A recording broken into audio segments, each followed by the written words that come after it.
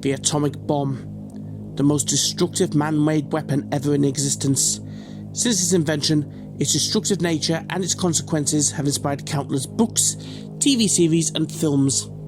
Examples include the BBC drama The War Game, which was deemed too disturbing for viewers in 1965 and wouldn't be seen for 20 years. Britain's present nuclear deterrent policy threatens a would-be aggressor with devastation from thermonuclear bombs to be delivered by Victor and Vulcan Mark II aircraft of the British V-bomber force.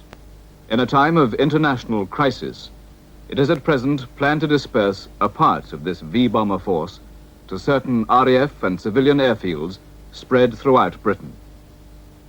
These are their approximate locations. There was a horrifically bleak threads which showed what happened to Sheffield when the nuclear bomb dropped.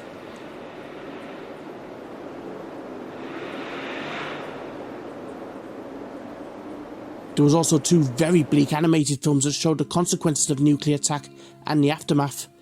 When the Wind Blows, based on a Raymond Briggs book, and Studio Ghibli's Grave of the Fireflies. These are all very bleak and very serious takes on the consequences of nuclear fallout. But can you do comedy about these issues? That's a bit like trying to do a comedy about the Holocaust. But there have been attempts. The most famous and successful one was Stanley Kubrick's Dr. Strangelove, which had an absurdist look at Cold War politics, with Peter Sellers playing 3 parts. With characteristic courage and determination, the entire population dedicated. But another take came from Sellers' fellow Goon Show partner Spike Milligan and veteran American director Richard Lester. And this one is a lot more forgotten than Dr. Strangelove, as it takes a serious issue and makes a surreal, dark and genuinely funny film about a post-nuclear attack. And it has a brilliant British cast.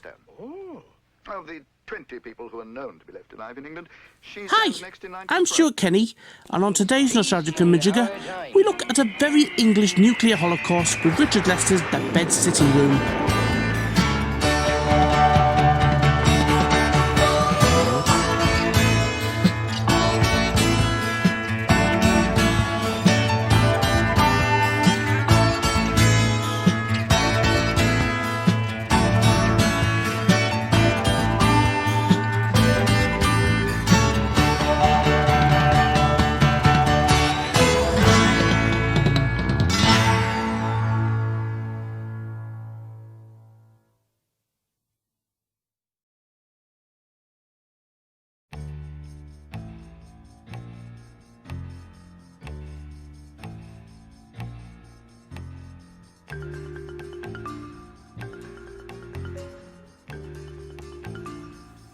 By 1967, Richard Lester was a very busy man, having made a name for himself directing the Beatles in A Hard Day's Night and Help, and his comedy The Knack and How to Get It won the top prize at the 1965 Cannes Film Festival.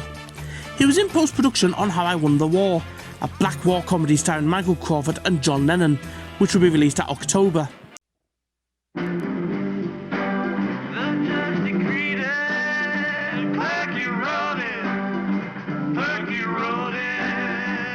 Its name is Petulia.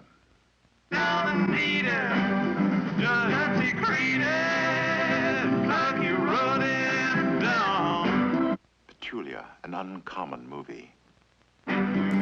Before that, he'd gone to San Francisco to film Petulia for Warner Brothers, a romantic drama starring Julie Christie and George C. Scott. While making that, Lester was already plotting his next film, which would have been Up Against It, with the Beatles set to star in the film. It would have fulfilled the 3-picture contract the Beatles had with United Artists. Up Against It was written by playwright Joe Orton. However, this came to a horrifically tragic halt when Orton was murdered by his lover Kenneth Halliwell. The project died with Orton. Thankfully, Lester had another project in mind for United Artists that he and producer Oscar Lowenstein had optioned a few years prior. United Artists gave Lester $1 million, and that was that. Without reading the script or knowing what it was about, it was an adaptation of a little play called The Bed Sitting Room. Now, before we carry on, we need to backtrack to 1956, during the height of a Goon Show's popularity. Spike Milligan got his own TV shows for Associated Rediffusion, called The Idiot Weekly, price 2 pence, and a show called Fred, where he and Peter Sellers would perform alongside Kenneth Connor and Graham Stark. The shows were produced and directed by Richard Lester, who'd come over from WCAO Philadelphia, but he wanted a big opportunity and found more creative freedom in the UK. Milligan got a third series, Son of Fred. One of the writers on it was John Antrobus, who would later write for Eric Sykes and The Army Game. Milligan and Antrobus teamed up to write The Bed Sitting Room, which started life as a one-act play that premiered in the Marlow Theatre in Canterbury in February 1962. The play was later expanded and got a run at the Mermaid Theatre and then the Duke of York's Theatre in London.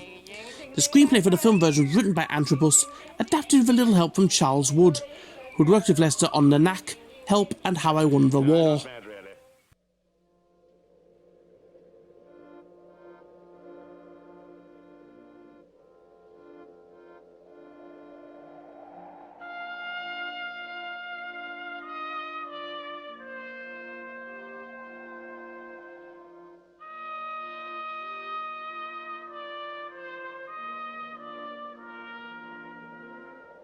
It's a very episodic film. It takes place 3 or 4 years after what's referred to as the Great Nuclear Misunderstanding, in which an atomic bomb was dropped on the UK after the Prime Minister signed a deal with China. Prime Minister, can you say... Yes, I can say. I can say without any fear of contradiction after some pretty tough bargaining. I can say we have finally fixed the rent of number 10 at an undisclosed figure of 100 yen pounds per week. This lease means peace in our time.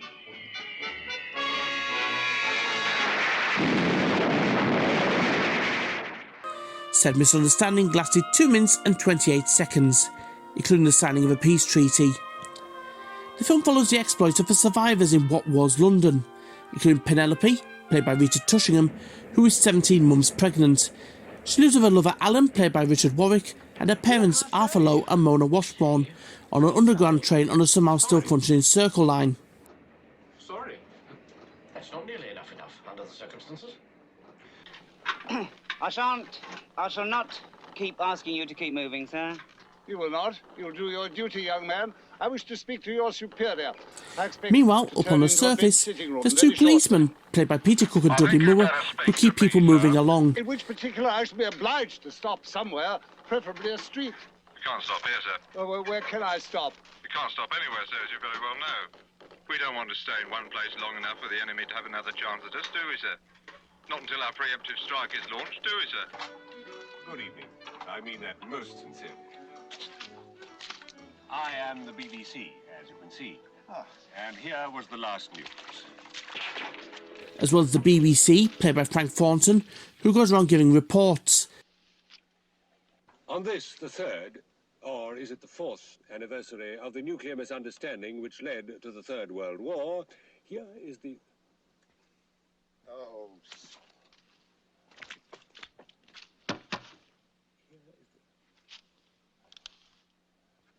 Of the Third World War, here is the last recorded statement of the Prime Minister, as he then was.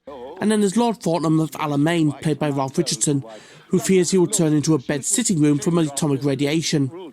His fears are confirmed by Nurse Arthur, played by Marty Feldman. In my opinion, you need repointing.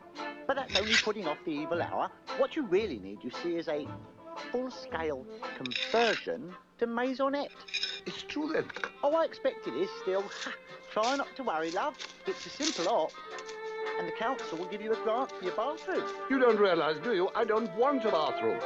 And Lord Fortnum does indeed turn into a bed sitting room. Please don't do that. I'm not well.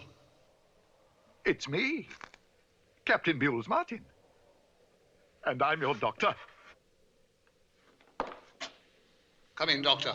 Did you bring some furniture? I say. Is this you? Yes. Tell me the worst. Where am I?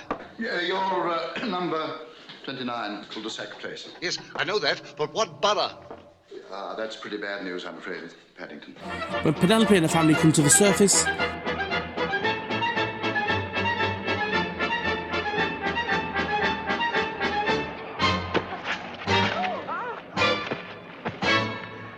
The father turns into a parrot. Excuse me, sir. BBC Television. When did you first decide to become a politician? Did you get that? I'm afraid I didn't, sir. Would you like to try again? It began when I measured my inside leg one day, as we all do, and I found that I was very well equipped. Our mother turns into a wardrobe.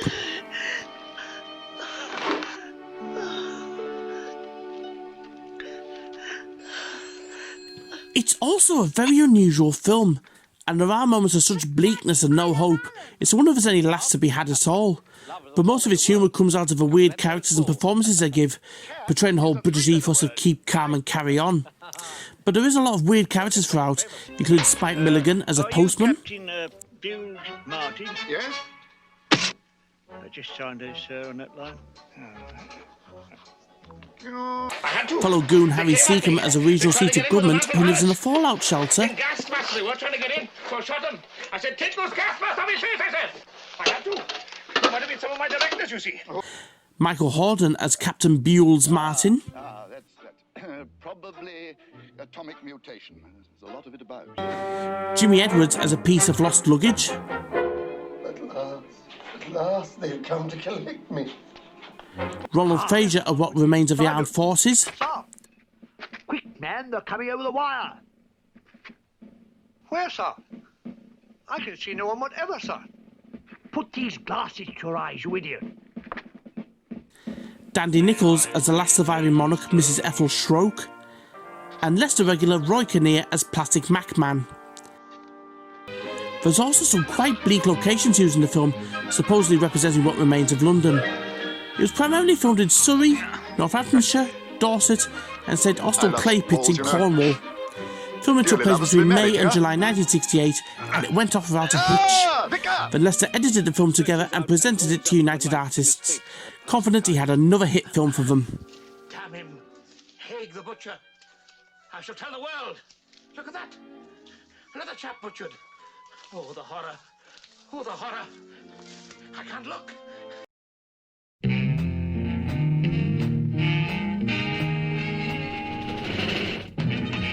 But as it turned out, United Artists hated the film, and I mean really hated it.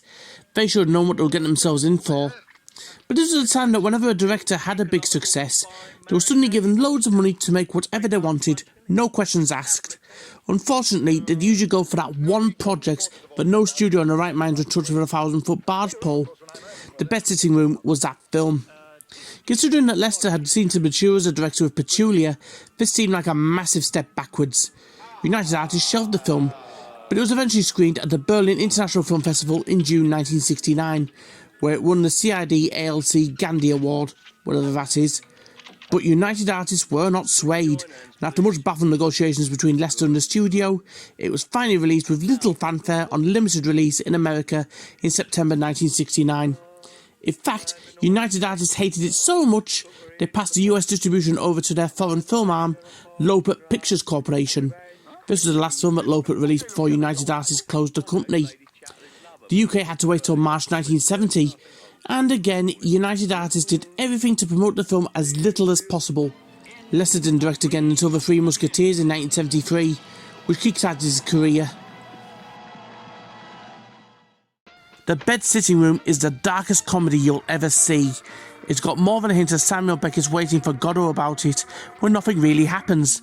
But it's about the characters. It's a who's who of British telly and radio of the 1950s and 60s, and it gives them an excuse to act against type. There's some brilliant imagery by cinematographer David Watkin, and there's a weirdly washed out red and yellow filter to indicate the radiation. It's a very acquired taste of film, and it's definitely not for everyone, and you can see why United Artists balked at the final product. It's true that after heading off to Hollywood to make Petulia, going back to work with Spike Milligan in the UK was something of a regressive step for Richard Lester. But to be fair, no one could have done this film justice other than Lester. There's a touch of what was to come with Monty Python about it in the humour, and there's also more than a hint of Terry Gilliam in some scenes, with a post-apocalyptic London echoed what Gilliam would create in 12 Monkeys, with a ruined society after a big disaster. But it's an interesting and visually arresting way of laughing at something so inherently destructive. Many critics at the time didn't know what to make of it, but it's finally gained a healthy cult following now, and it's worth it for the brilliant cast, mixing old thespians like Ralph Richardson and Michael Hordern with then cutting-edge comedians like Peter Cook and Dudley Moore. You have to admire Spike Milligan and John Antrobus for being so brave enough to write this, but you've got to admire Richard Lester for being so ballsy enough to make a film like this and get away with it. In these uncertain times, it's a lot more relevant than you think.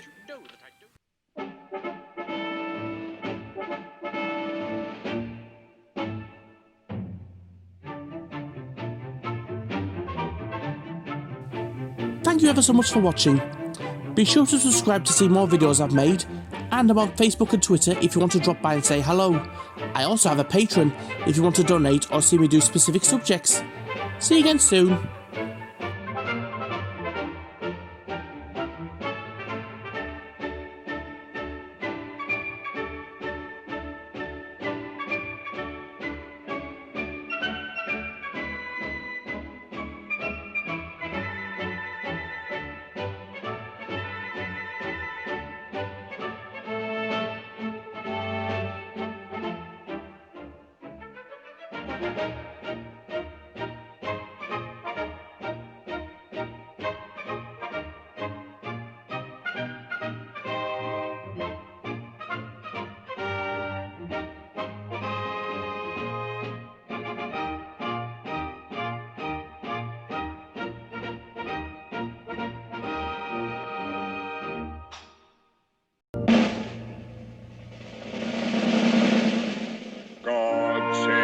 Mrs. Ethel Shrook.